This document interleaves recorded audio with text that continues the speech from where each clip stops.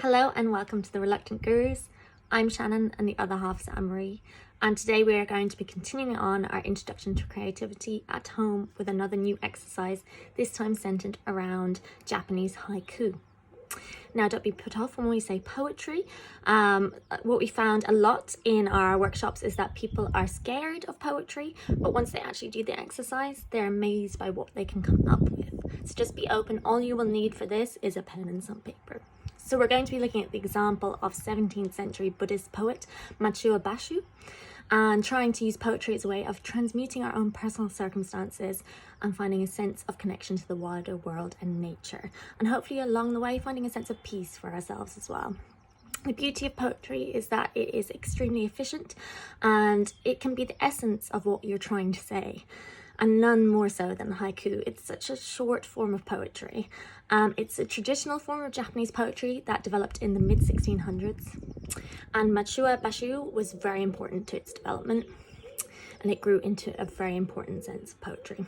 It uses simple words and keen observations to describe scenes from nature, and it tends to have two images and then conjoined by a final line, and observes a scene in nature and usually a reference to a season. Each haiku consists of 17 syllables divided into 3 lines. So in the English version, you're kind of looking at 5 syllables, 7 syllables, and 5 syllables.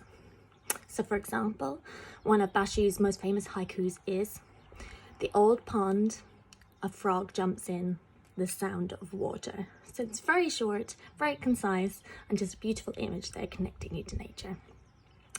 Now we want you to think back on your day and pick out an instance where you observed something from nature yourself. This could be the sunrise, the sunset, the breeze on your walk, or a flower that you saw, or even when you watered your plant earlier. It could be the condensation on your window even. And we want you to write about it using the haiku structure. 3 lines, 5, 7, 5 syllables. But it's also okay if you deviate slightly from the syllables. If you have 5, 7, 8, that's fine too. Just run with it and try not to overthink what you're doing. You're just trying to get this beautiful connection to nature across. So for example, for myself, I was out the other day and I was sitting under a cherry blossom tree and I wrote this poem.